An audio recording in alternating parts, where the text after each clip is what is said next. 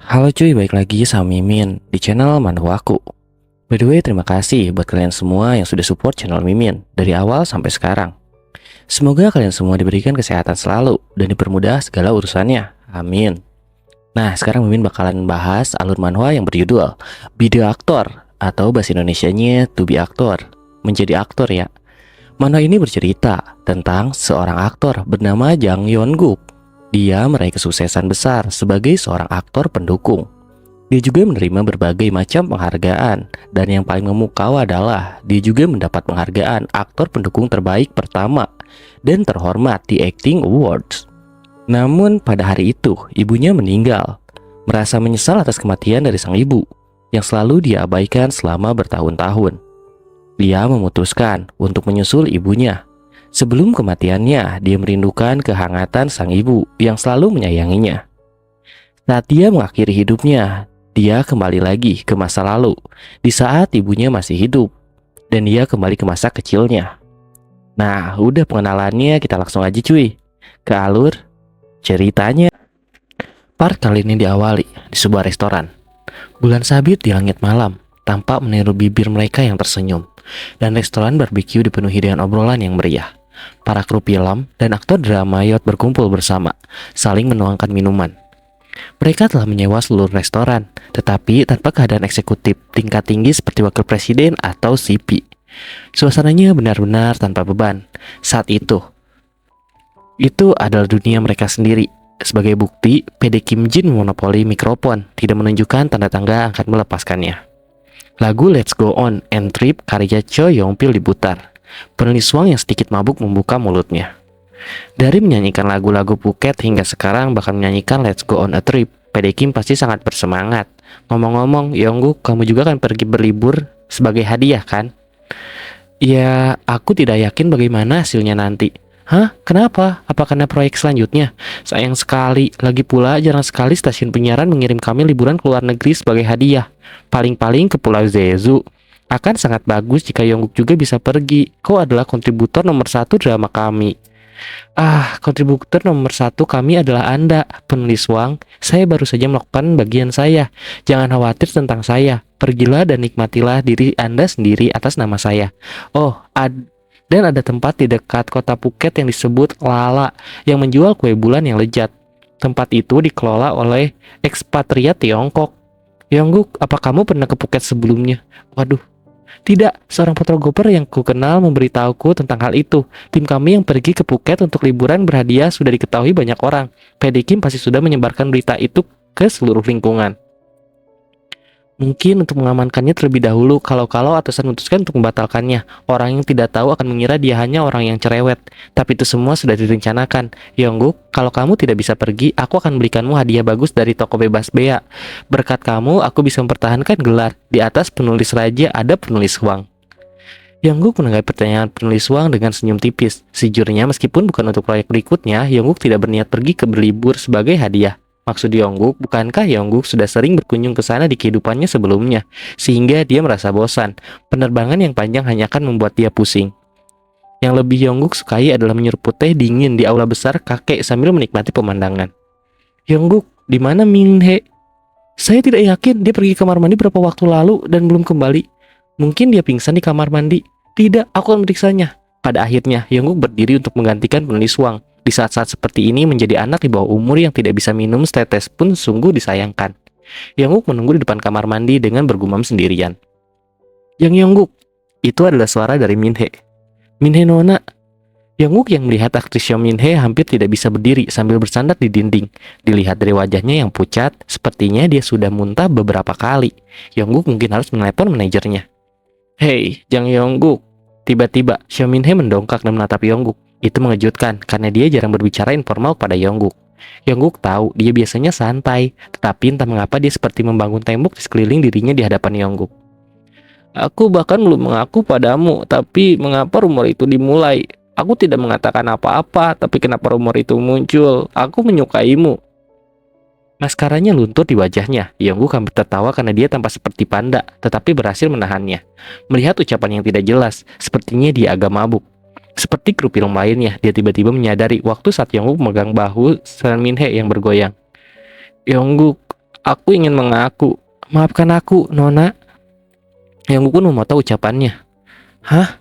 Wajah Xiao Minhe tiba-tiba menjadi serius. Yang tahu betul perasaannya, tapi ada alasan yang jelas untuk menolak pengakuannya. Saat Yang katakan sesuatu, itu saat semuanya telah terjadi. Yongguk, maafkan aku. Minhe minum terlalu banyak kan? Aku akan menjaganya mulai sekarang. Jadi sebaiknya kau melanjutkan saja. Minhe, tenanglah. Kenapa kau menundukkan kepala seperti itu? Itu hanya akan membuatmu merasa lebih buruk. Dan nanti kesanmu di publik akan menjadi buruk di mata publik. Aduh, gimana ini? Aku antar dia ke penginapan terdekat saja ya. Iya, biar nanti aku yang berbicara kepada produser, sahut Yongguk. Terima kasih banyak dan hati-hati di jalan, aktor Jang. Pria itu tampaknya memiliki karakter yang cukup unik. Seo Jongmin, salah satu manajer Hyun Entertainment, masih muda dan cukup berbakat untuk menduduki jabatan eksekutif. Ia kemudian mendirikan agensinya sendiri dan menjadi CEO-nya. Tentu saja istrinya adalah artis utama. Pasangan itu begitu mesra sehingga mereka dikabarkan menjadi pasangan yang sempurna di industri hiburan. Semua orang iri dengan cara mereka menghormati dan menghargai satu sama lain. Bukankah dia sudah di usia yang tepat untuk berpacaran? Namun dia harus tetap menjalankan tugasnya sebagai manajer. Jika orang lain melihat ini, apa yang akan mereka pikirkan? Bahkan ini bisa menjadi bahan berita tabloid. Manajer Song mencoba membantu Xiao Minhe, tetapi karena dia sangat tinggi, sepertinya dia kesulitan. Belum lagi dia benar-benar mabuk dan menangis, jadi dia hampir tidak bisa berdiri sendirian. Pada akhirnya dia berlutut dan menawarkan punggungnya. Xiao Minhe akhirnya naik ke punggung manajer Song yang lebar, wajahnya yang penuh air mata, riasan yang belepotan, dan bahkan hidungnya yang berair menempel di punggungnya. Tetapi manajer Song tidak protes. Dia terlalu fokus melangkah dengan kakinya yang gemetar. Xiao Minhe yang membuk memendamkan wajahnya di punggung manajernya dan bertanya dengan lidah terpelintir. Opa, aku berat ya? Siapa bilang ringan kok? Saat mereka berdua sudah mulai menjauh, Yang berpikir bahwa meskipun mereka saling benci saat ini, tapi suatu hari nanti akan tumbuh benih-benih cinta di antara mereka. Yang pun bergumam pelan. Sebenarnya, aku iri kepada mereka. Tiba-tiba, handphone Yongguk berdering. Saat Yongguk mengangkatnya, ya saudara, aktor Jang, aku telah mendapatkan orang yang bisa membantu Anda dengan saran yang Anda minta terakhir kali. Kapan kita bisa atur waktu untuk bertemu? Dengan tersenyum Yongguk pun menjawab, besok, jika memang memungkinkan. Beberapa saat telah berlalu. Kantor kelurahan itu sangat terpencil, sehingga Anda harus berkendara ke sana. Ladang-ladang yang tumbuh menjadi alang-alang emas bergoyang pelan di sepanjang sisi jalan. Dalam perjalanan, saudara Shin Soyoung membuka pembicaraan. Ini mobil bekas yang kusimpan dan jarang kupakai karena meski aku punya SIM tapi skill mengemudiku tidak terlalu bagus. Perjalanannya cukup buruk, bukan? Tidak, saudara, ini sudah cukup untuk berkeliling kok. Yongguk, seandainya saja semua aktor memiliki antusiasme yang sama sepertimu. Sebagai saudara, aku berterima kasih karena kamu sudah bekerja keras untuk persiapan film berikutnya. Kamu bahkan sampai melewatkan liburanmu. Tentu saja, mempersiapkan film berikutnya yang harus diutamakan. Itu sebabnya aku tidak mendapatkan bantuan dari saudara seperti saat ini. Setelah terdiam sebentar, Yongguk kembali membuka mulutnya. Omong-omong, Pak Sutradara, sebelumnya Anda bilang akan mewawancarai petugas pemakaman. Apakah itu alasan kenapa kita pergi ke pedesaan ini? Karena aktor Jang katanya ingin memahami karakter tokoh utama, jadi aku menunjukkan orang yang kujadikan role model saat menulis skenario itu. Dan ayah dari tokoh utama itu adalah petugas pemakaman. Mendengar itu, Yongguk sedikit terkejut lalu menanyakan, apakah benar ada role modelnya? Tentu saja. Ah, itu orangnya. Terlihat di depan mobil mereka ada seorang lelaki tua yang sedang berdiri seperti sedang menunggu kedatangan saudara Shin Soyoung dan juga Yongguk. Saat Yongguk melihat lelaki tua itu dan turun dari mobil dan bergumam dalam batinnya. Jadi dia role model dari ayah sang tokoh utama, seorang petugas pemakaman. Ya, tiba-tiba saudara Shin Soyoung berkata bahwa dia adalah ayahnya. Akhirnya, mereka pun masuk ke dalam rumah. Rumah yang terlihat berdebu dan mungkin orang akan menganggap bahwa rumah ini tidak ada yang menempati. Kau ingin tahu tentang pengurus pemakaman? Ayah dari saudara Shin Soyoung langsung memberikan pertanyaan pada Yongguk. Kemudian dia melanjutkan lagi. Ya, itu adalah pekerjaan yang cukup sulit. Ada banyak hal yang kurasakan saat aku masih berlatih ritual pemakaman. Awalnya aku selalu gemetar di depan mayat dan bahkan sering menangis. Tapi, apakah boleh aku menunjukkan sikap jelek seperti itu di depan keluarga korban? Kan hal itu lama-kelamaan aku menjadi terbiasa dan tidak lagi merasakan hal apapun. Dengan memainkan dua apa itu ya? Mimin gak tahu. Awalnya mau bilang koin emas, tapi kayak jahe. Ayah saudara itu kembali menjelaskan. Aku memikirkan banyak hal saat sedang memandikan orang mati, mengganti pakaian mereka dengan kain, dan mengikatnya. Aku berpikir. Nah, kata-kata ini Mimin suka banget cuy. Bahwa kekayaan dan kemewahan, apapun yang aku nikmati selama hidupku. Semua itu takkan berarti saat aku mati. Lanjut, dia menjelaskan, dan ternyata itu buah pala ya. Akhir-akhir ini, untuk menjadi pengurus pemakaman perlu memiliki lisensi dan bisa pergi ke akademi. Karena itu jumlah pengurus makam cukup banyak. Tapi dulu karena kurangnya tenaga kerja, bukankah tidak ada pengurus makam biasanya akan mempekerjakan anak-anak mereka saat mereka sudah dewasa. Mendengar hal itu, akhirnya Yongguk yang hanya mendengarkan memberikan pertanyaan. Kalau begitu, apakah sutradara Shin Sung-young juga? Lelaki tua itu melirik ke arah sutradara yang sedang menuangkan nasi lalu berkata, anak bodoh itu, bagaimana mungkin bajingan kecil itu bisa melakukannya? Orang biasa tidak akan mungkin bisa melakukannya dengan tubuh yang lemah. Setelah beberapa hari, dia bisa jatuh sakit. Jadi, bagaimana mungkin anak itu harus melihat pemandangan seperti itu? Apa itu masuk akal? Dia pasti akan langsung pingsan, karena biasanya seperti itu. Mendengar hal itu, Yongguk tidak tahu harus berkata apa. Kemudian, laki tua itu kembali berkata, jika ada anak kecil yang melihat pemandangan itu dengan tenang, berarti ada dua kemungkinan. Apakah dia tidak memiliki emosi, atau dia memiliki mental yang kuat?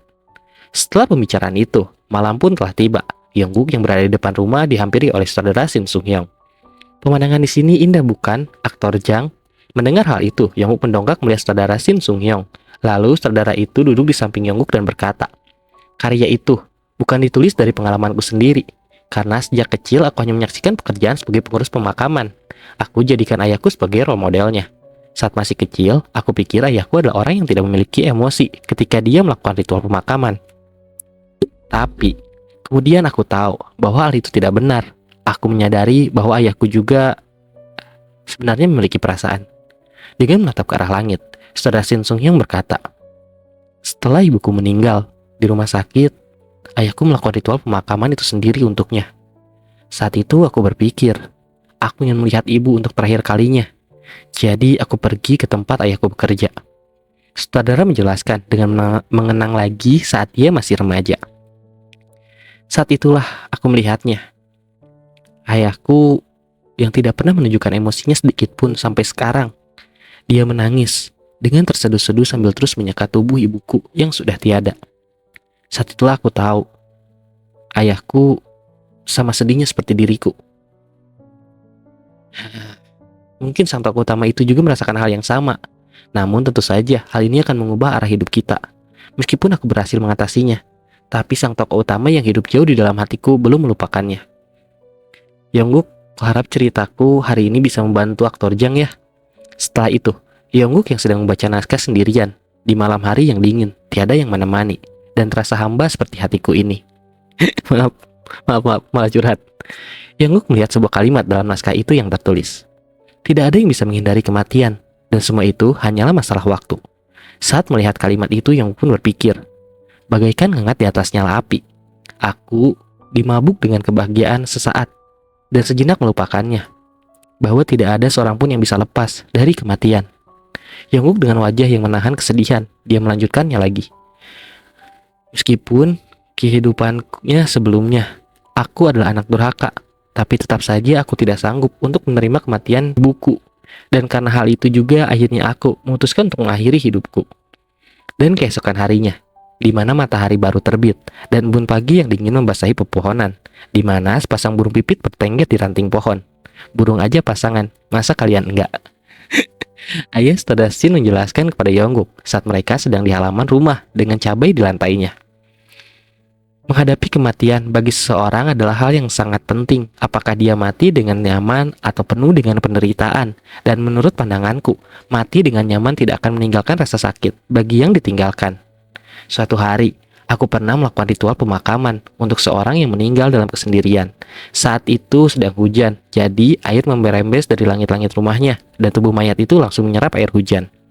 Saat sedang melakukannya, putrinya yang sedang di luar negeri datang untuk mengatakan pemakaman. Tapi aku tidak tega menunjukkan jasad itu kepadanya, karena jasadnya sudah membusuk. Aku bahkan bilang padanya sebisa mungkin jangan masuk untuk tidak melihat ritual pemakaman. Karena hujan yang turun saat itu, tubuh itu membusuk 2 kali lebih cepat daripada biasanya. Tidak hanya anggota tubuh yang bengkak, tapi juga kulitnya menjadi seperti kulit katak.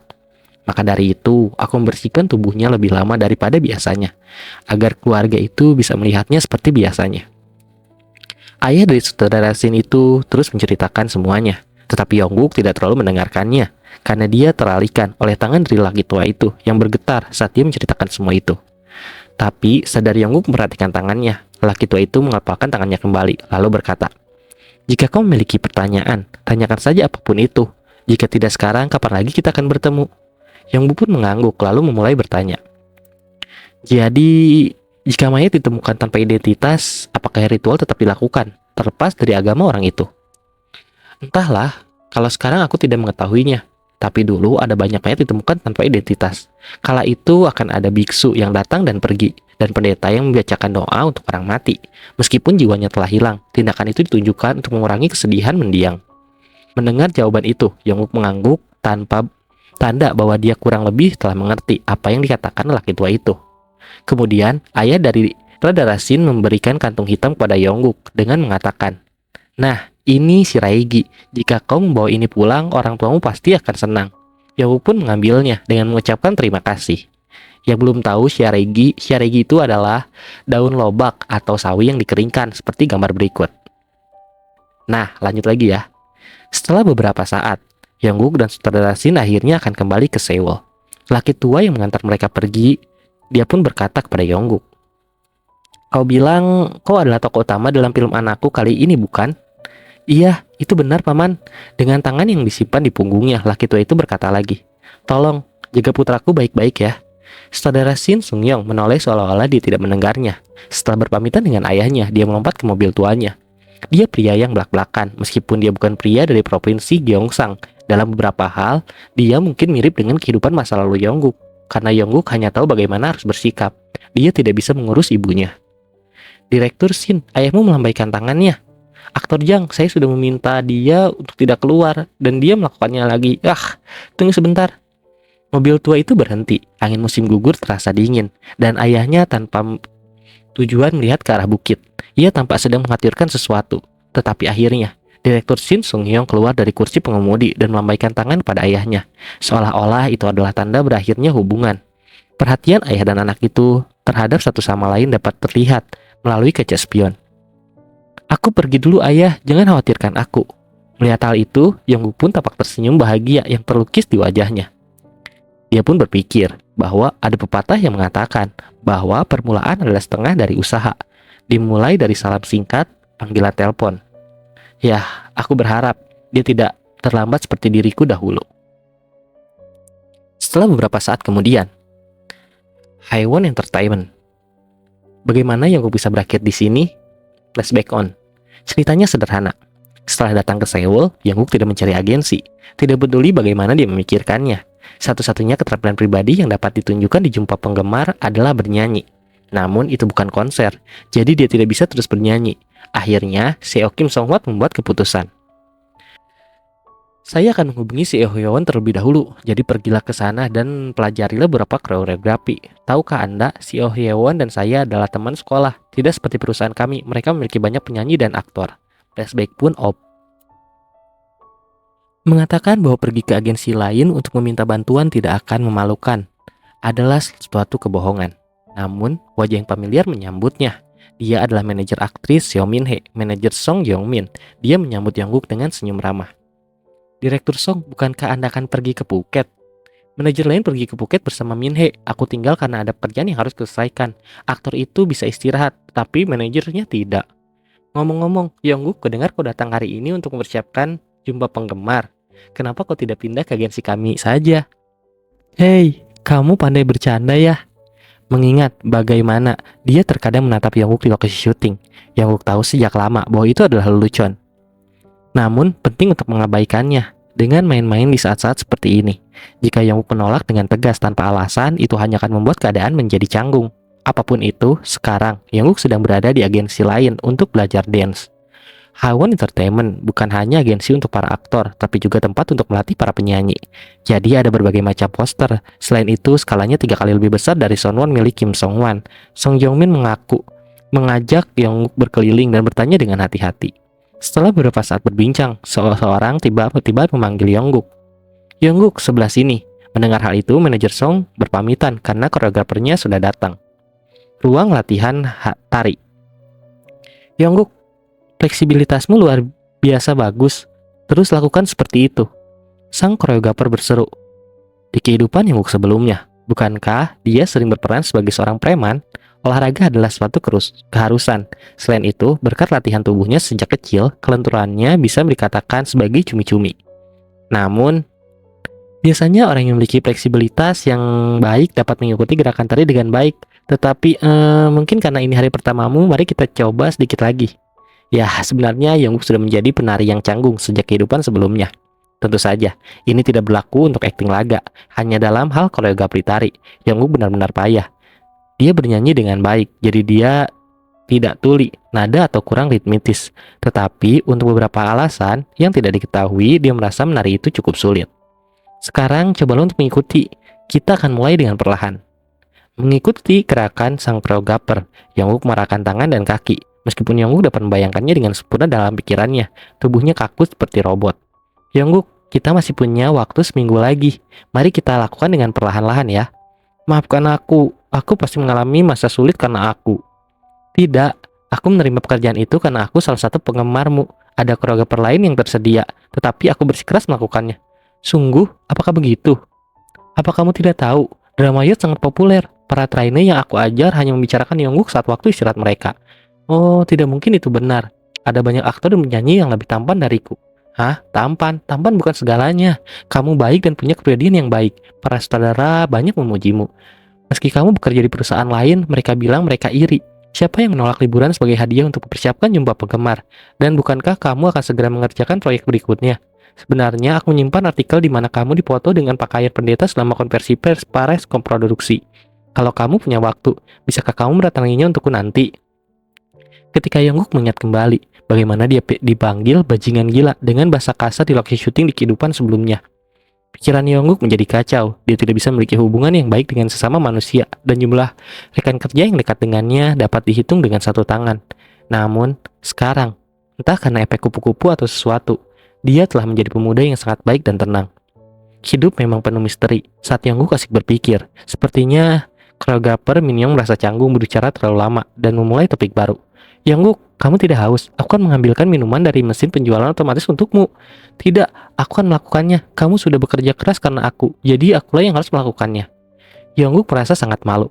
Dia tidak akan merasa sedih ini jika dia belajar menari lebih awal. Namun, seberapa keras pun dia mencoba, dia tidak bisa menjadi lebih baik dalam beberapa hal. Melihat hal ini, sang koreografer justru menyukainya dan mengatakan bahwa hal itu menunjukkan sisi manusiawi Yongguk. Di tengah tumpukan kekhawatiran Yongguk, saat dia mendorong pintu ruang praktik hingga terbuka. Di balik pintu, beberapa wanita terjatuh pada waktu yang tak terduga. Dilihat dari penampilan mereka menguping ruang latihan tari. Mereka mengangkat kepala, dan begitu mata Yongguk dan mereka bertemu, wajah mereka langsung memerah dan mereka pun lari. Saat itulah sang koreografer, lihat, aku tidak berbohong kan? Bahunya terangkat, seolah berkata demikian.